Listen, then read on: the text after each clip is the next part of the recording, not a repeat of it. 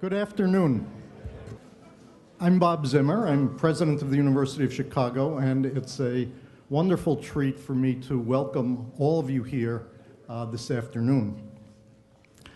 The purpose of our gathering here is really twofold. It's first of all to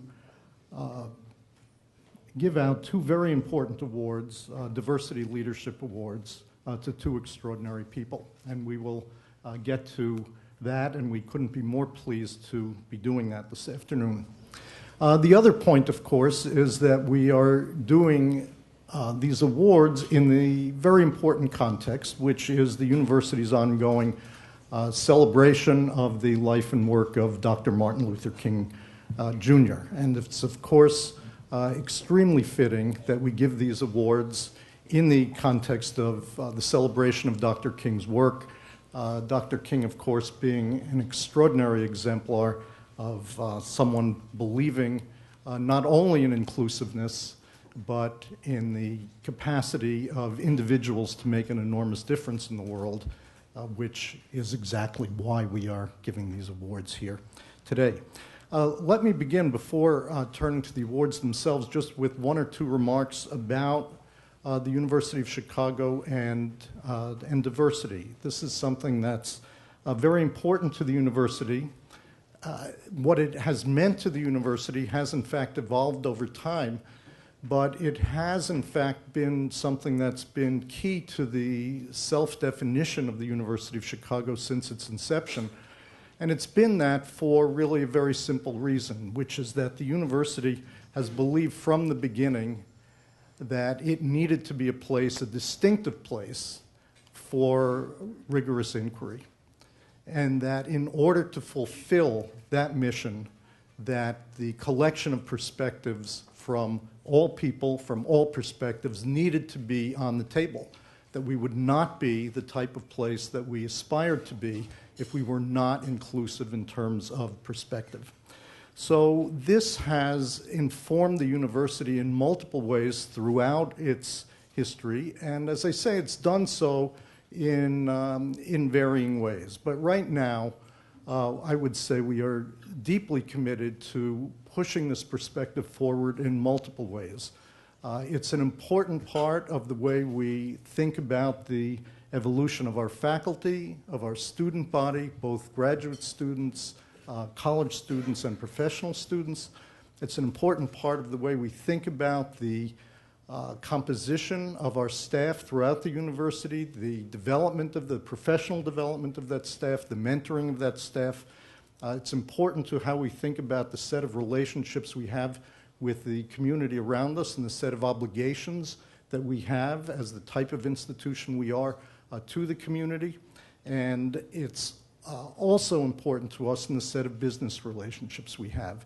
And by that, I want to emphasize not only some of the more traditional types of ways various institutions have thought about that, but very much in the direction most recently in terms of business diversity in the areas of professional services.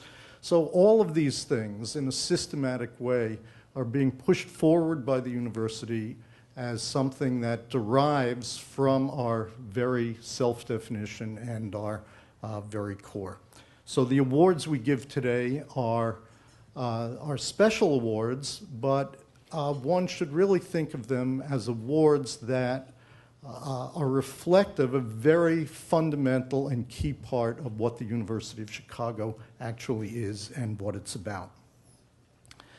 Now, before we actually turn to the awards, I want to recognize a number of people who are here, and I actually want to begin by recognizing somebody who's not here, who we miss a great deal. Over the last year, the community here lost an extraordinary leader who was Bishop Arthur Brazier.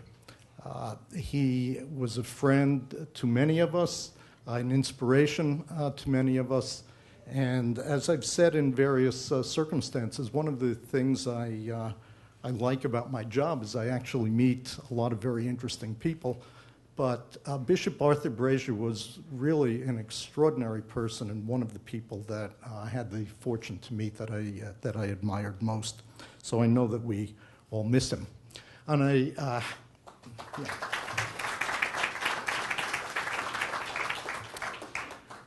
a happier note, we're very happy to welcome here a number of people. Two people I want to mention in particular who we're very happy to welcome home. And we mean home not just Chicago, but the University of Chicago. We welcome them, of course, from the White House, and that is Valerie Jarrett and Susan Scher. So.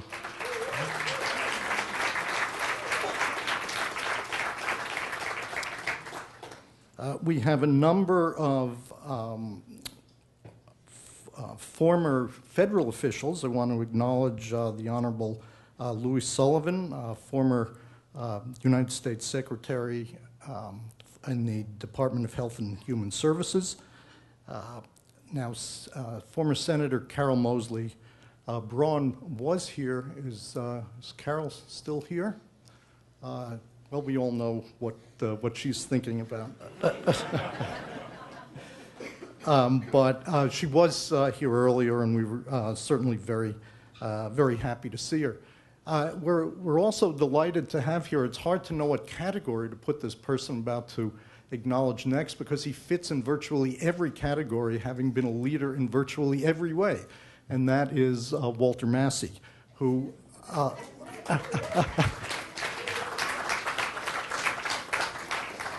I mention Walter in the context of the federal government because I remember, though you may all not, that Walter was the director of the National Science Foundation. He's now president of the School of the Art Institute and a trustee emeritus of the University of Chicago. There are many other titles Walter had also, but this is not about Walter. Other elected officials I do want to also acknowledge are Barbara Flynn Curry and Will Burns.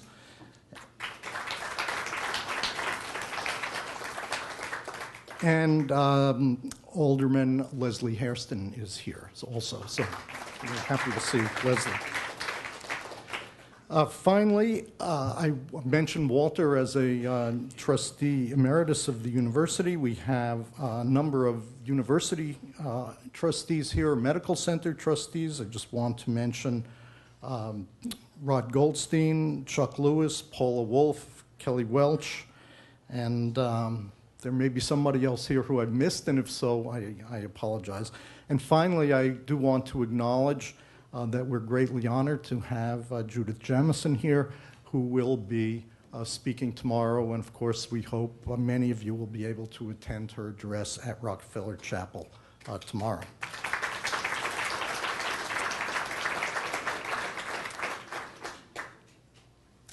All right, so let us turn now to the main event, which is the awarding of the 2011 Diversity Leadership Awards. So in 2007, I appointed a Diversity Leadership Council to support the university's work in diversity, including the number of domains that I've already spoken about, including, for example, staff employment, business contracting, and community relationships. And as part of its mission, the council developed the Diversity Leadership Awards to recognize each year both an outstanding staff member and an outstanding alumnus who have made extraordinary contributions to advance diversity across the university, in the community, and beyond. This is the third year that we're presenting our Diversity Leadership Awards, and it gives me great pleasure to recognize two award winners whose work has had a tremendous impact and who have been an inspiration to so many. And helping me to present the awards today will be the co-chairs of the Diversity Leadership Council, who I now want to recognize. Julie Peterson, who's Vice President of the University for Communications, and Bill McDade, who is Deputy Provost for Research and Minority Issues, as well as Associate Professor in the Department of Anesthesiology and Critical Care.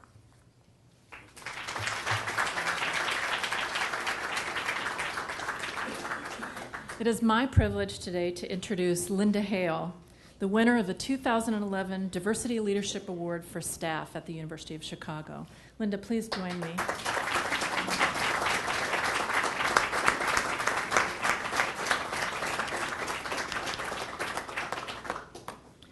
Staff members of the university and the university's medical center work tirelessly alongside faculty, students, alumni, and community members to foster an environment of scholarship, innovation, and engagement. In a variety of roles, our staff members are critical to this singular environment, one in which people are valued for the quality of their contributions and not for their identity, background, or status. Lynda is a shining example of the dedication and commitment to excellence that makes this environment possible. For a quarter century, she's been a leader in supporting diversity at the University of Chicago Medical Center, in the university itself, and in the community. For the past 14 years, Lynda's been the administrative director of the primary care group at the university's medical center, where she oversees operation and budget, as well as the student care clinic. Annually, the primary care group and student care clinic serve more than 40,000 patients, largely from the south side of Chicago. She also has recently assumed the role of interim executive director of student health at the university. Lynda and her colleagues come to work every day with the intent to make a positive difference in the lives of each one of their patients. But Lynda's focus is not simply on the day-to-day work of her group, but also the advancement and opportunity of the 35 members of her staff. She takes an active role in the lives of her employees, mentoring and encouraging them to pursue new opportunities and continue their education. Several staff members in her division have either recently received or are pursuing degrees or other advanced training, all with Lynda's active support and mentorship. Among her many colleagues, Lynda is seen as an open-minded, thoughtful administrator who works well with diverse staff, faculty, students, and patients. Most of all, no matter what the assignment or challenge, she consistently demonstrates a spirit of collegiality and respect. Everyone who interacts with her knows just how much her positive spirit and commitment to a productive work environment mean to the medical center and to everyone with whom she works. One of the letters that nominated Lynda for this award sums it up thusly. Lynda sets the highest standards for mutual respect and communication among a very diverse group of physicians, staff, and patients. Under Lynda's leadership, appreciation and respect for diversity are integral features of the everyday operations of the primary care group. In addition to her work at the medical center, Lynda is also a leader and a volunteer in several community organizations, including Dress for Success, After School Matters, and the Bronzeville Children's Museum. Lynda continues her dedication to diversity through her work as a longtime member of the National Association of Health Services Executives and currently serves on the nominating committee. The NAHSE is a nonprofit association of African American healthcare executives whose purpose is to mentor African American healthcare leaders and improve the quality of care provided to minority and underserved communities. Like so many members of the university's staff, Lynda's work does not end when she leaves campus. She is a proud representative of the university's highest ideals in all that she does. Let me close by welcoming Lynda's family to our event today. She's joined by her life partner, Merritt Hasbrook, and her brothers, Larry and Lynda Hale. And also joining us is her close family friend, Leon Golston. We are thrilled that you can be with us today on this very special occasion. Thank you for joining. I know it means a lot to Lynda.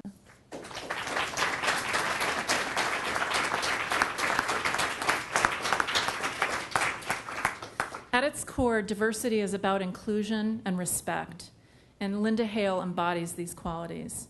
For her contributions to the medical center, to the university, to her community, and to the lives of those people whom she touches every day, it is my honor to announce the 2011 Diversity Leadership Staff Award winner, Lynda Hale.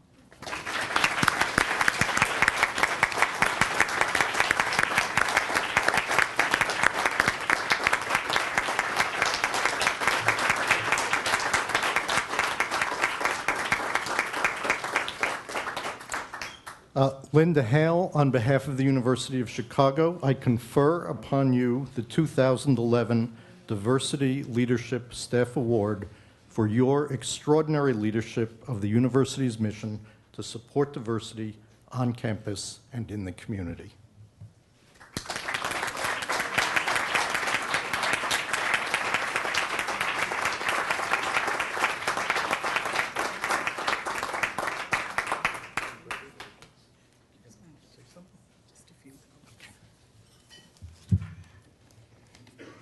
Wow.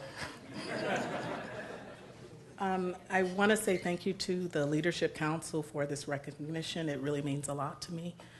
And I really want to say that I am so honored to receive this award with Dr. Bowman. I couldn't be in better company.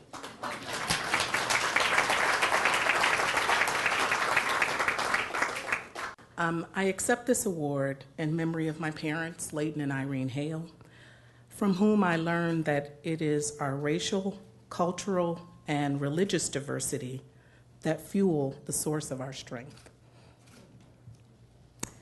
Lastly, I want to take a moment to acknowledge the medical center and university faculty and staff who have certainly been the wind beneath my wings. Thank you for this recognition.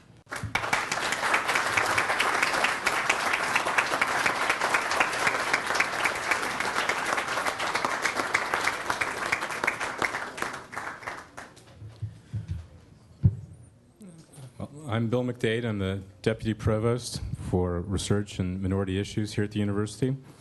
And I have the great pleasure of introducing Dr. James E. Bowman, who is our other award recipient. It's a great pleasure to present the Diversity Leadership Award to an alumnus and my colleague and friend, Dr. James Bowman. Dr. Bowman has dedicated himself to the University of Chicago as a professor and as an alum. For more than half a century, Jim and his family have been fixtures on the south side of Chicago and active members in the greater Chicago community. As some of you know, Professor Bowman is Professor Emeritus in the Department of Pathology and Medicine and a top expert in laboratory medicine and genetics. He's received national and international recognition for his work, including numerous academic positions and appointments to various national and international committees, commissions, and scientific teams. He has more than 90 publications in the field of general human genetics, and through his career, he has a broad impact on the advancement of the field.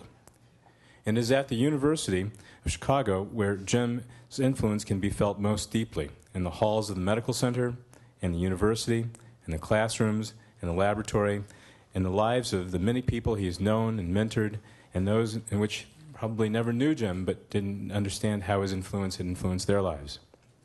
So we all take pride in the achievements of Dr. Bowman and the day-to-day work that he did in pathology, and he also additionally served in medical school as the Assistant Dean of Students for Minority Affairs in the late 1980s.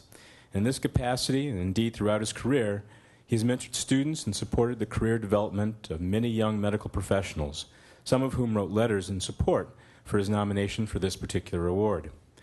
In one letter, it describes Dr. Bowman as an elegant man with classic academic prestige, who believed in judging people on their merits without preconceived notions rooted in gender or racial origin. And another notes that he has the rare ability to gain the confidence of young people, to nurture and guide them toward the right career path and to find ways to navigate their personal finances and issues. And still another letter says that Dr. Bowman has led by example in this pursuit of social justice and equality for everyone, regardless of their station in life or race.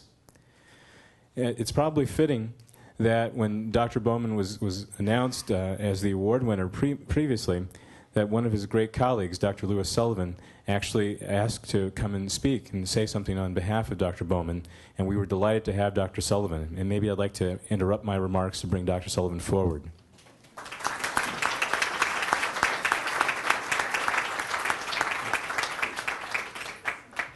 Well, thank you very much. It's a great pleasure to be here to join all of you in this tribute to Jim Bowman. You know him very well, all of the things that he has accomplished over the years. And I've known him as a hematologist because of the great work that he's done. I first met Jim because during the presidential elections in 1972, the staff around the candidate, Richard Nixon, needed to find ways to reach out to the black community. And someone on that staff, I don't know who, but came up with the great idea, we need to have a national sickle cell program. So candidate Nixon went around the country, including this as one of his priorities, a national sickle cell program. Well, he won the election. I understand that the staff of the White House got together saying, well, what is a national sickle cell program? So I found myself invited to Washington, to NIH. I met Jim Bowman. He had been invited from Chicago. There were approximately 20 of us who spent several days deciding what a national sickle cell program should consist of. We came out with great ideas. Jim contributed many of them. Should include public education, screening, diagnostic procedures, treatment, and research.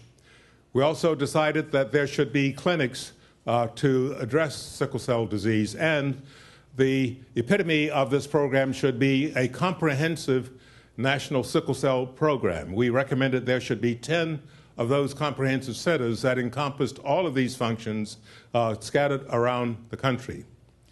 And as you know, under Jim's leadership, when this program was launched, the University of Chicago was successful in being one of the recipients of the Comprehensive National Sickle Cell Grant.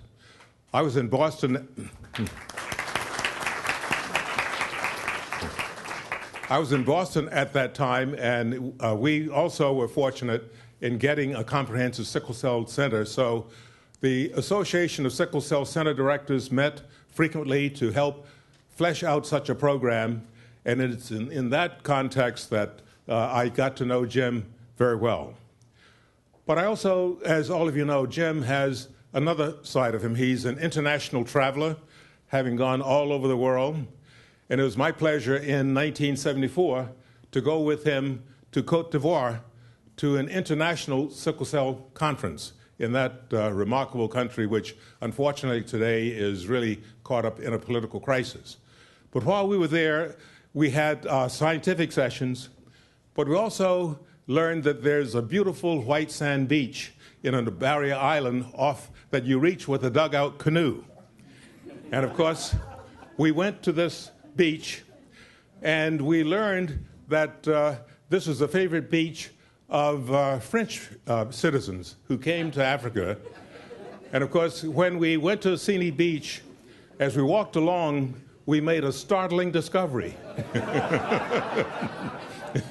And that is approximately 50% of the sunbathers didn't have a thing on.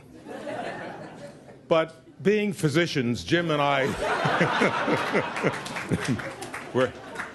were not disturbed by this because also we love to take long walks for health and fitness. And so as we walked along observing the waves of the beautiful water and also the marvelous physiques that were laying out on the beach, we really decided that we needed to come to that beach every afternoon. Well, of course, we had a great conference, and of course, after time, we came back to the States. And a few months later, about 9 or 10 months later, I ran into Jim, and he told me he had just come back from Côte d'Ivoire again, and that he had taken his mother with him to this conference. And one of the things that happened was he took her to this beach, didn't explain to her about the beach, and left her lying there enjoying the sun while he walked down the beach, only to return perhaps 30 or 40 minutes later to find his mother almost apoplectic. She was lying on her side, as I remember, with her back turned to a tall French gentleman who had come to the beach, really sat down a few yards from her and completely disrobed. And Jim described his mother's reaction when he got there. She could hardly talk and whispered saying, "Jim, what's wrong with that man?" And I think that his mother never forgave him for that experience. So Jim, with all of his mentoring that he's done here at Chicago, the leadership he has shown around the country, his scholarship as an educator and hematologist, I wanted to come to join with all of you in thanking Jim for what he has contributed to all of our lives to making this a better world. Certainly here in a major city in our country, at a major university, he has contributed much, but the results of his work go far beyond the confines of this university or this city. So it was for all of those reasons I wanted to come and say, join you in saluting Jim for what he represents, what he's contributed, because we're all the richer for it. So thank you for letting me join you. Thank you very much. Well, now I actually ask Dr. Bowman to come forward. Perhaps the greatest testament to the impact that Jim has had on the University of Chicago is the Bowman Society at the Pritzker School of Medicine. The society promotes scholarship that's important on behalf of communities, minority communities, and supports diversity and career development in the biological sciences. Over the last 6 years, 14 scientists have been honored by the Bowman Society as lecturers, and they presented their efforts on behalf of communities in the embodiment of Dr. Bowman's work. We all take pride in the achievements of the Bowman Society and Jim's remarkable career, and it gives us great pleasure to know that his family is here with us today to share in this occasion. Jim is joined by his wife, Barbara, who throughout her career has had a major impact in her own right as an expert in early childhood education and the founder of the Erickson Institute here in Chicago. We are also honored to be joined by his daughter, Valerie, and his granddaughter, Laura, as we welcome you back to Chicago. His family's been a major impact and had a major impact in this nation and in Hyde Park and for a long time. And we're proud of your accomplishments and honored to call yourselves our friends.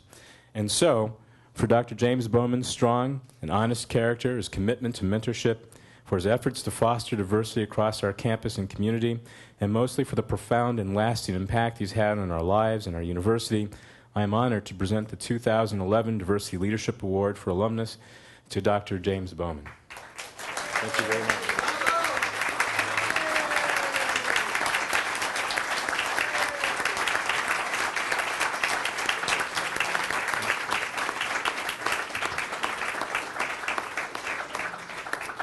So, Dr. James Bowman, on behalf of the University of Chicago, I confer upon you the 2011 Diversity Leadership Alumni Award for your extraordinary leadership in advancing social justice and equality.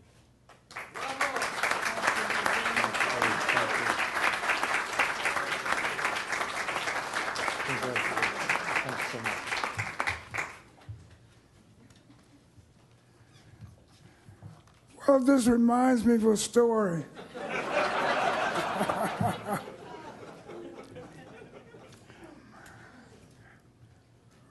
A woman's husband died, and they said all kinds of wonderful things about him. And she was there looking, and she was in the funeral home and the casket, and she said, "There's son, go over there and look. I think we're in the wrong funeral."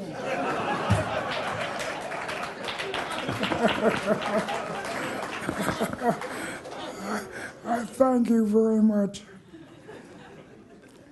Now, the story that Lou Sullivan is almost true. It was my mother-in-law.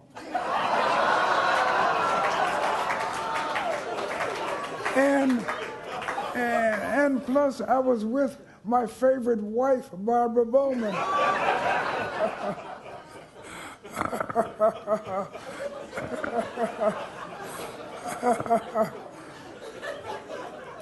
Well, it is an honor to be selected as one of the year's Diversity Leadership Award recipients. I'm also honored for receiving this award with Lynda Hale, a professional whose hard work makes a difference for patients and their families. I must thank the university, and I always say the university, and it should be with a capital T. Everybody said, "Why do you use it with a capital D?" I said, because that is the university. There's no other.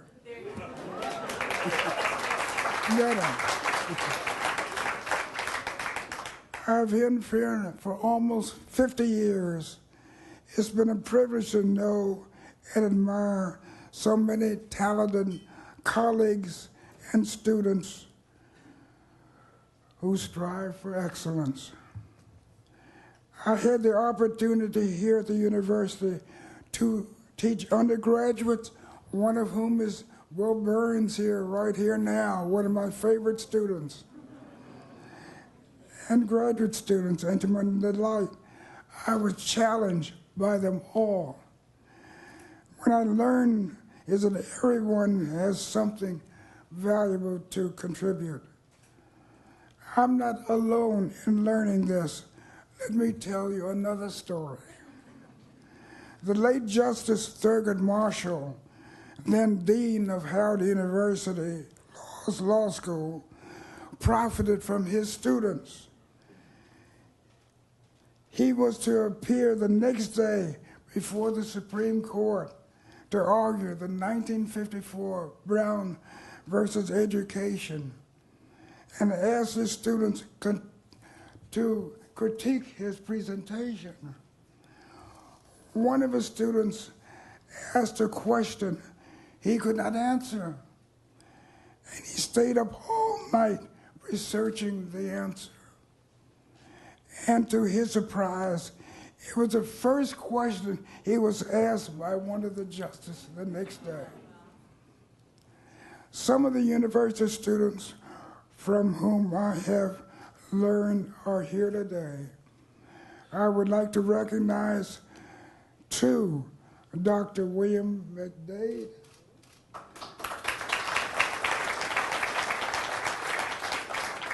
and Dr. Eric Whitaker. And I've mentioned Will Burns already. I watch each of them with pride and pleasure as they move from inquiring students to mature professionals, deeply committed to public service. They and their colleagues are my legacy. Finally,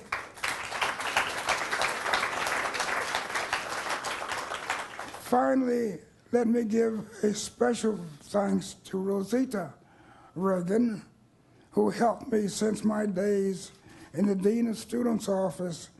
She has been the consummate professional and my dear friend.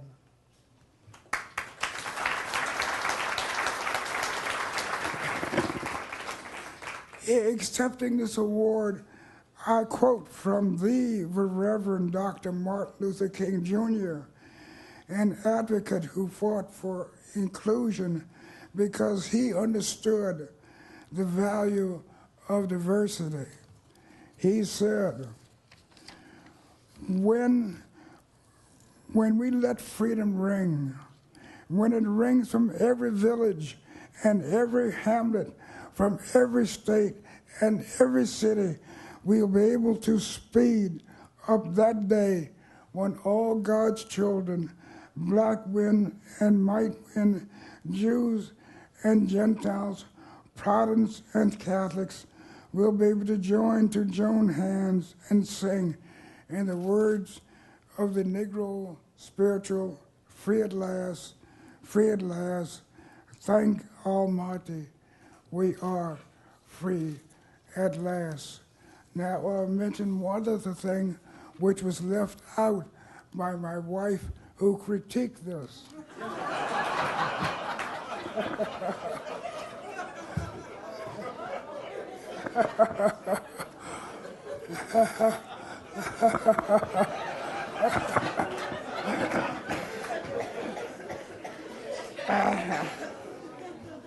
Many years ago, I was in Atlanta, and I saw Barbara's cousin, the physician too, Daddy King, as they call him, the father of the Reverend Dr. Martin Luther King Jr. And he took me to the Ebenezer Baptist Church, and we walked in there. There was the great Daddy King standing there in his pulpit. And he said, come in, come in. And I was introduced to the great man. And finally he said something. I've been practicing because tomorrow I will give my last sermon. And you must come to listen. Of course, I could never say no to Daddy King, after all. And I said to him, but I'd like to apologize because I am a non-believer, and I think you should know that. You know what he did? He laughed, he slapped his thigh, and he said, I'm happy. He said, you must come because I will get you someday.